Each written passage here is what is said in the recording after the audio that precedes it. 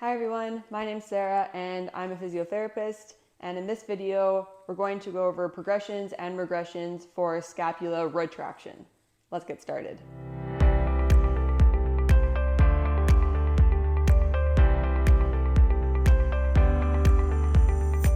Let's get started with a few exercises that are really good for activating that shoulder retraction. So shoulder retraction is basically when your shoulder blades are moving backward this way.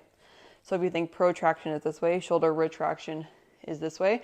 Often if people are really tight in their pecs in the front, so they spend a lot of time sitting like this at a desk or in a vehicle, it's harder for them to get the retraction back. So we're going to go over a couple of easier exercises just to get the movement first, especially if you've had an injury recently and it's sore to do things that are heavier. So we'll start just with a couple of easy movements and then we'll move into some weight for shoulder retraction. So the first movement that I tell most of my people that are shoulder and neck pain to do is just to get your shoulder blades moving a little bit in some circles. It's been shown recently that with the posture argument of don't have bad posture, don't sit hunched over, it'll make your neck and your shoulders sore. It's actually more important to just break up those postures than to never do it at all. So if you're sitting at a desk for 8 hours and you sit really well for 8 hours straight and you don't get up, that's going to be more sore than if you sit like this, but every 30 minutes you stand up, do some shoulder rolls to get into a bit of retraction, a little bit of movement in your muscles and joints, and then go back to what you're doing. So it's really important to be able to do this. So basically what you're going to do, I'll just show you from the back, is just get some circles going of your shoulder blades nice and easy. And you want to make sure that you can really do that full circle. Sometimes people are stuck up here, so they'll kind of maintain elevated shoulders as they're doing this, but you want to make sure you can let yourself come all the way down and all the way back and all the way forward. So just work a little bit into those circles to start. The next way that we can work on shoulder retraction is with a little bit of support. So if you've just had a surgery to your shoulder or a major trauma to your shoulder, often it's really difficult to get that setting of your shoulder blade if you've been in a sling for a while. So it's easier to do if you have a little bit of support to help you. So you can just start kind of having your arm on a table or a chair, and then all you're going to do is just with that supported arm, think you're pulling your shoulder blade back a little bit and then relaxing. So pull back and then relax. Again, avoid really shrugging up like this. Having a little bit of elevation with retraction is okay, but when you're just relying on hiking to feel like you're retracting, that's not a good movement pattern, and we want to try to change that. So think you're just coming straight back. And that will be a good starting point for the shoulder retraction. One of the more difficult ways that we can work the shoulder retractors is to do a Y, T, or I in a prone position, so lying on your stomach. I'll show you in a couple of different angles so that you can see how my shoulder blades are moving with these, but it's really important with all of them to make sure that your shoulders are coming just down or down and back, and that you're avoiding kind of this movement because that's not working the muscles that we want to work. We're trying to work more the lower and middle fibers of the trapezius with these, not so much the upper, because that's going to perpetuate that neck and shoulder pain. So you can start just by lying on your stomach. I'll show you a Y right now for the first movement. So think that your arms are kind of out to the side in a Y position, and your head is just supported like this. And then the first thing that you're going to do, which is the most important, is think shoulders are coming down and back. So you're holding that position. Once you're able to do that, then you can lift a little bit into a Y and then come down.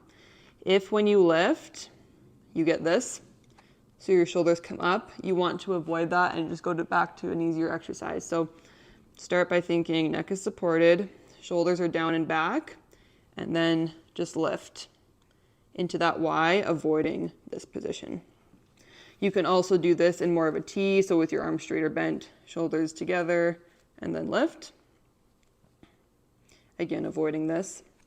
So just lift back. You can also actually do an I position, which I call is down and back, and then lifting like this. So here's just another angle for those Ys, showing what you do and do not want your shoulder blades to do. So as you're out like this, you want your shoulder blades down and together, and then you're lifting and coming down. So as you're lifting, your shoulder blades are staying down and together. If you're getting this when you lift, so you're using your upper traps and your shoulders are elevating, that's not what you want. And there's lots of different variations that you can do those Ys, Ts, and Is. You can do it in a bent over position. You can do it on a bench, leaning. You could also do it on a ball, so on a stability ball with your stomach leaning on the ball. There's a couple of different options, but the premise behind all of them is the same, to make sure that your shoulders are held in that position and you're avoiding this as you're lifting up. Another really good way to strengthen shoulder retraction is to add a little bit of weight on the end of the long lever as you're holding the retraction. So what you're going to do for this one is lie on your side, and you're going to stick a weight out in front of you. You can do whatever weight you feel comfortable with, but what you're going to do is start by thinking that your shoulder is held in retraction. So bring your shoulder blade back before you do this. And I like the weight kind of flipped up like this. It just makes it a little bit easier. You can also use a kettlebell for this. That's great as well. So think shoulders held back in retraction. And then as you hold that retraction, lift. And then come down nice and slow. So that is great to strengthen the shoulder retraction. If you find as you retract and then lift, you kind of do this and roll forward, go to an easier weight or go to an easier exercise for shoulder retraction.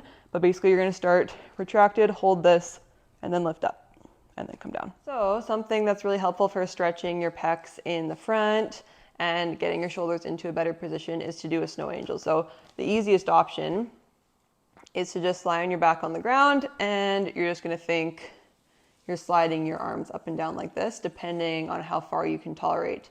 If your shoulder starts to get sore as you lift farther overhead, you can just stop and stay within your tolerance. The other option is to use a foam roller or something like this. It's easier if you have a longer one. I just have a short one, that's okay. But basically you're gonna stick the foam roller down and lay on it so that your head is supported. Just like so. And then as your head is supported on the foam roller, you can kind of go into a bridge to keep yourself up. And all you're gonna do is just slide your arms along the ground. You'll often feel a stretch in your pecs kind of in the front here. If you find that, you can just hang out, let it stretch, or you can work to come up all the way and then come back down. Often if you're really tight, your hands are going to start to lift. So it's too tight, you won't be able to stay on the ground. That's fine, just kind of hang out in here to get a good stretch.